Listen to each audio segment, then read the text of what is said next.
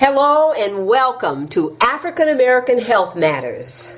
This is Ed and Pat Sanders with health tips and information because your health does matter. The information in this broadcast is not intended to substitute for personal medical advice. Now, before making any decision about your health, please consult a physician or a qualified healthcare professional. Our organization has over 103 partners across the country who are dedicated to patient education, advocacy, and finding ways to better access health and disease resources for African Americans. This broadcast of African American Health Matters is one of the health outreach tools used to reach millions. Thanks to Cyberstation USA, and thanks to you for tuning in.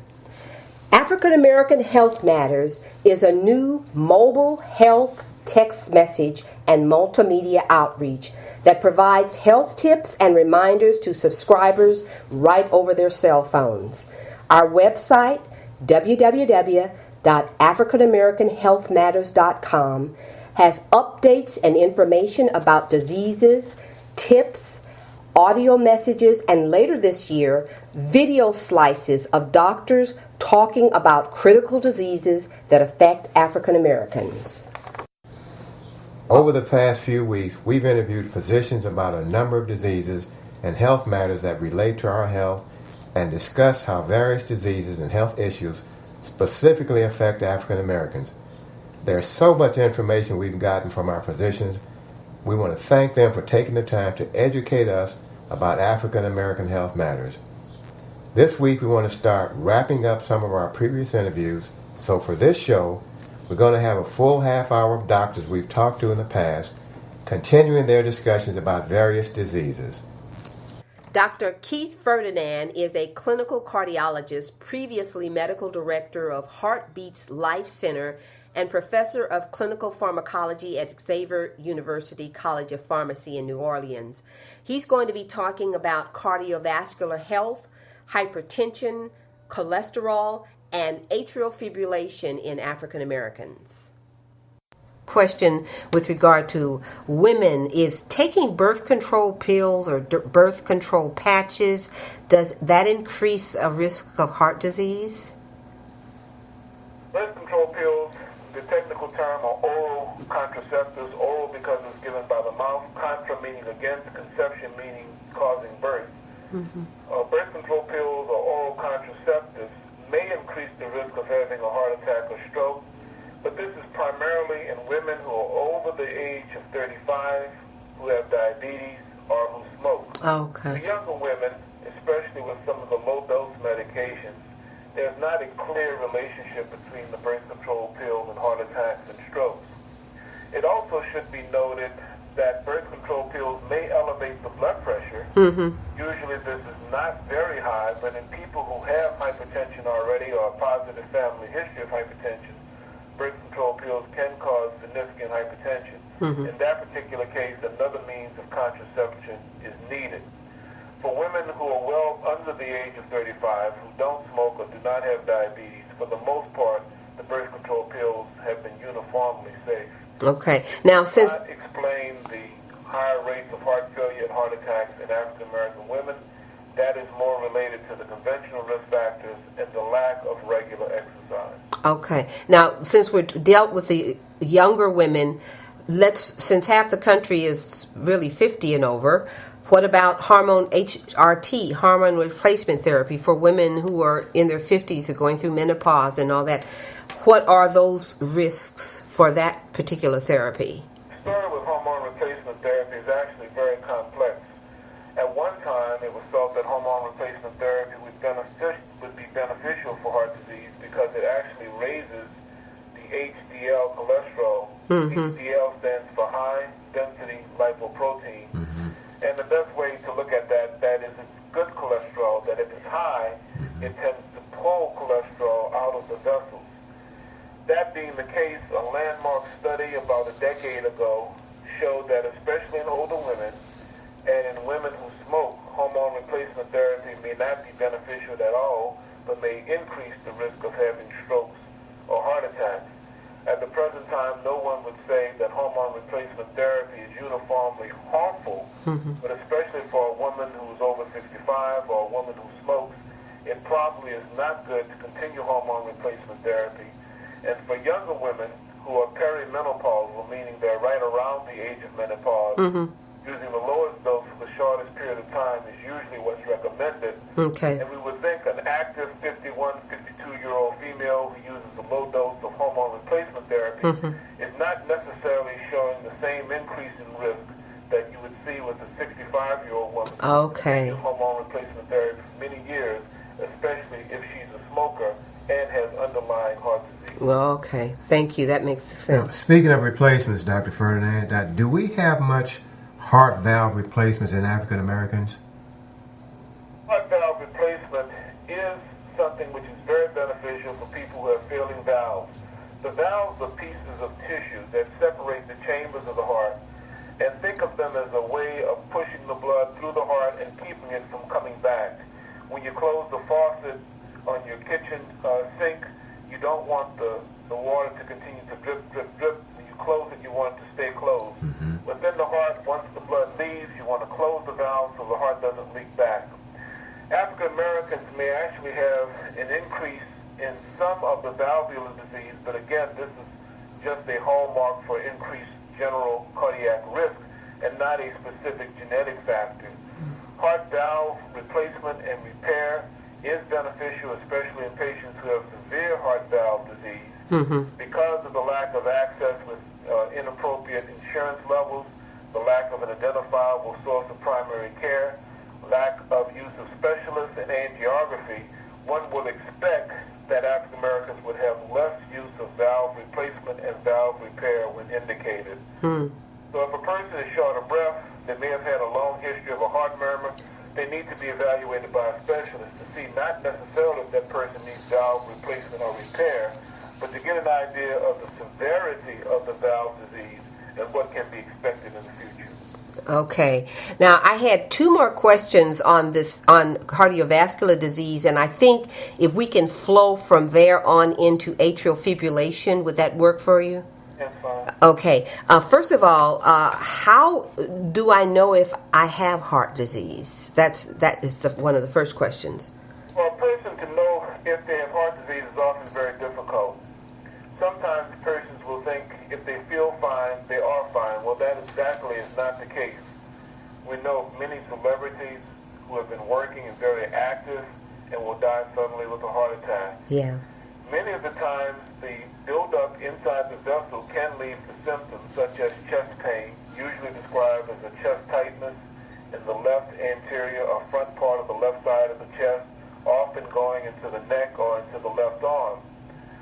But even without these symptoms, you can have significant blockage in the heart, which gets a superimposed clot, a total occlusion, a heart attack or myocardial infarction, and death.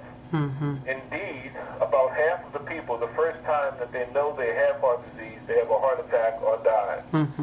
So probably one of the best things you can do is to try to control your risk factors, and once a person reaches the middle age, especially if they're in their 50s and 60s and have a positive family history, they probably need to at least get some baseline assessment of their cholesterol, blood pressure, electrocardiogram, and if they want to embark on an exercise program, an exercise stress test, where a cardiologist monitors their heart during exercise, they give warning signals that suggest that there's underlying heart disease. Yeah.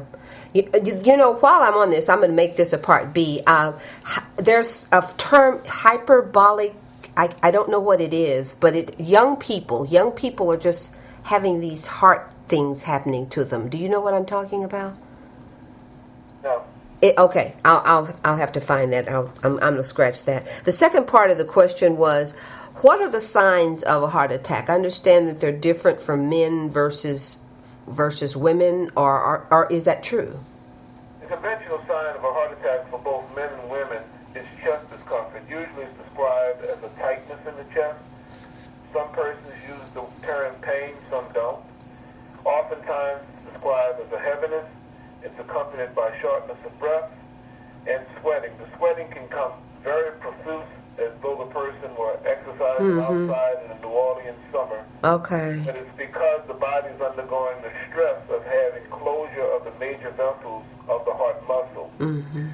Now, the story in women becomes a little bit more complex. There have been several studies to indicate that even with a heart attack, women may not have chest pain at all, but may have indigestion, feeling weak or tired, belching or hiccuping.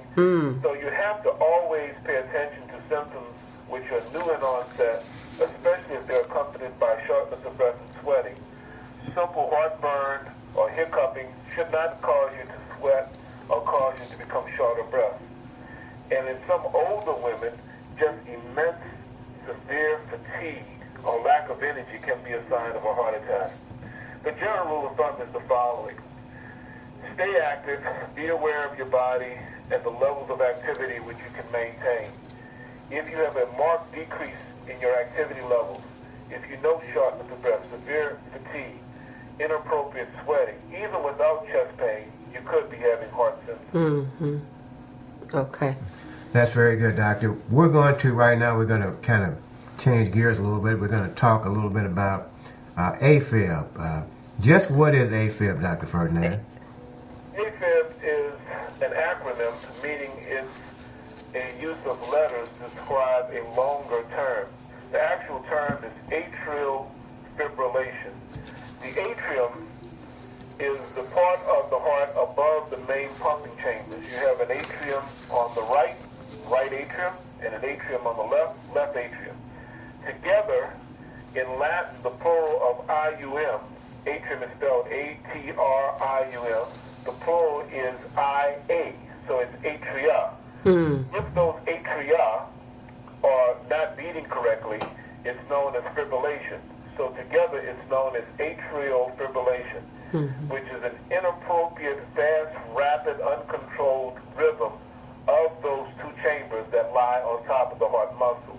Okay. Atrial fibrillation is quite common, especially as we get older, with the baby boomers becoming more aged. Oh, yeah. It's becoming something that's more readily identified. In most cases, the person will have palpitations, which is an awareness of heartbeat. They may have fluttering in their chest.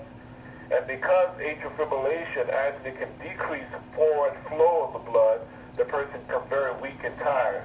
The main problem with atrial fibrillation, however, is that because you're not having good contraction of those two chambers on the top part of the heart, it becomes sluggish, the circulation decreases, and similar to the type of scum that will build up in standing water, you can get blood clots within these atria. Those blood clots can then flip forward and cause a stroke. Atrial fibrillation, especially in persons who are older, is a main cause of stroke. Yeah, okay. And not only can cause disability. Hi, I'm Pascal Leon from the American Lung Association. Did you know that asthma is a serious problem for African Americans? In fact, 1 in 9 of us have asthma. So what is asthma? Asthma is a lung disease that makes breathing difficult for both young and old. It's a chronic disease that never fully goes away. People with asthma experience attacks or episodes during which breathing becomes much more difficult. These episodes are brought on by what are called asthma triggers.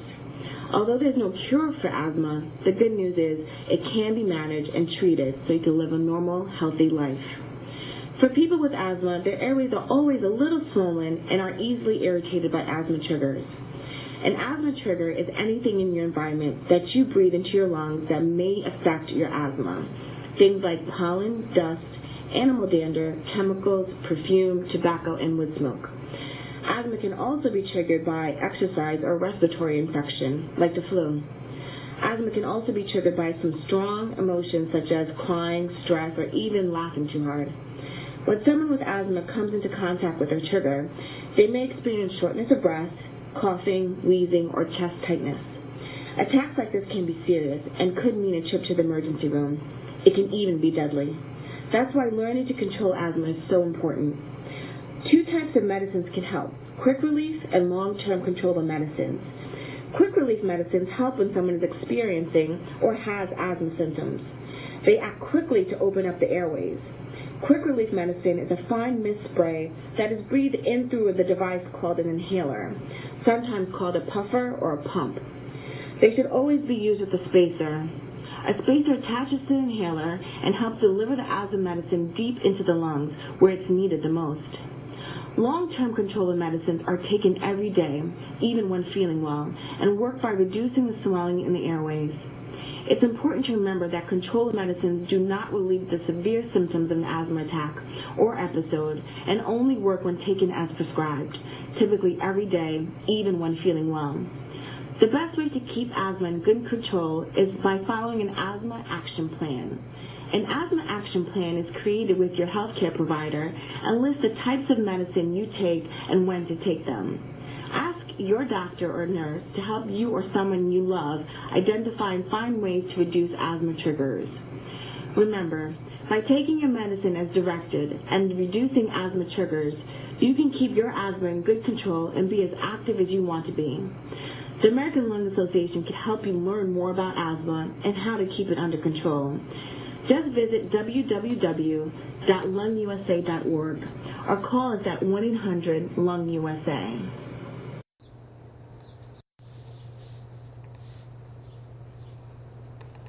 We talked earlier about NPFR's Fabulous 50 to Sexy at 60. Well, we recently had a Fabulous 50 lecture at Bishop T.D. Jakes' landmark church, the Potter's House. Dr. Tiffany M. Powell is Chief Fellow in the Cardiology Division of the Department of Internal Medicine at UT Southwestern Medical Center.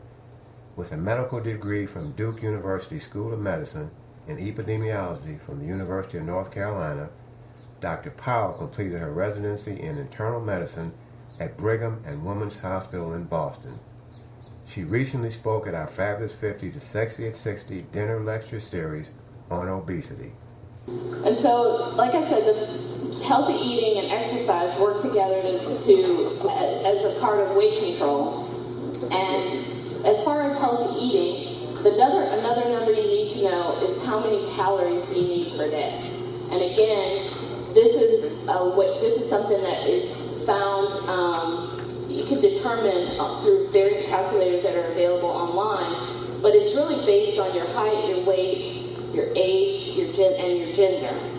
And it's also based on how active you are. And I've actually passed around handouts that give you all of this information, as well as the websites you can go to, and some examples of what the number of calories are needed per day for average height and weight individuals. But really, when you think about, once you know how many calories per day you need, you want to think about, if you're going to lose weight, you really need 500 calories less than what is necessary per day to lose about a pound a week.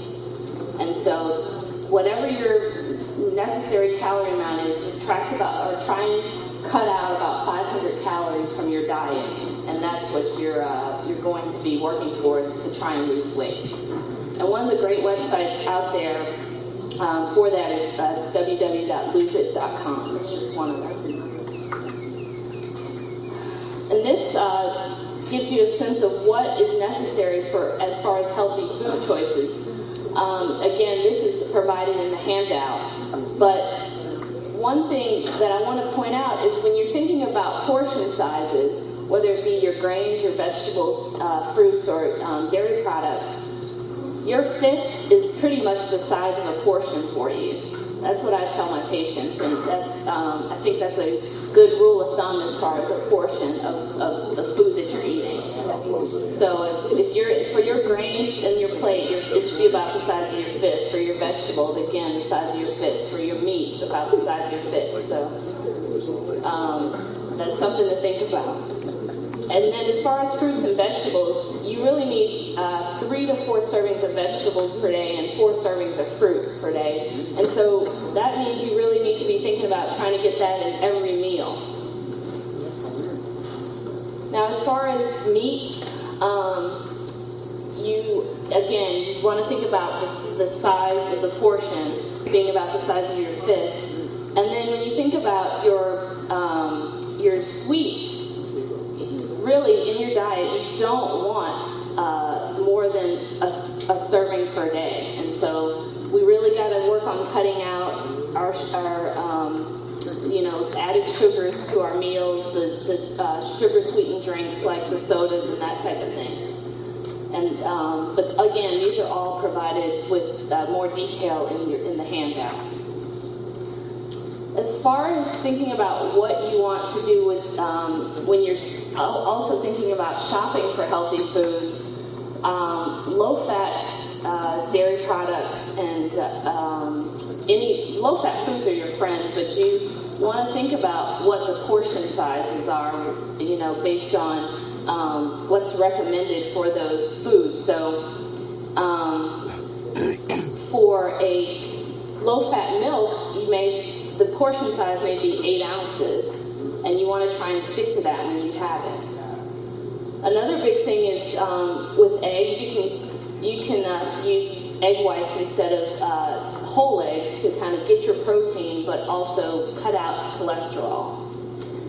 And another important thing is really focusing on healthy meats such as fish and lean poultry and beef. As far as exercise, our goals should be to really get 150 minutes of moderate exercise per week, and that means targeted exercise, meaning you're taking some time out to do that, not the activities you're necessarily doing at work or cleaning the house or that type of thing. Really focusing on doing something such as walking, which is a great way to get your 150 minutes in. And really, you can think about walking 30 minutes a day, or even dividing up your time to walk maybe 15 minutes in the morning or 15 minutes in the evening, just trying to get those 30 minutes in per day. And if you're not somebody who's exercised before, it's really important it's fine to start off at a low intensity and work your way up gradually.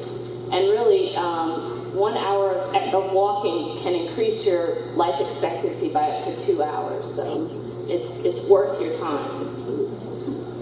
As far as things to consider, especially as we age, is that as we age, it's as important, if not more important, to get regular exercise. Especially because you want to be able to maintain your muscle strength and maintain your balance and coordination. And again, exercise really can help control those risk factors for heart disease. So these are just 2 ways to really focus on maintaining your cardiovascular health, by eating well or eating healthy and getting active. But really, these 2 ways affect the majority of the ways you can maintain your cardiovascular health. They're going to help you lose weight, control your cholesterol, control your blood sugar, and manage your blood pressure.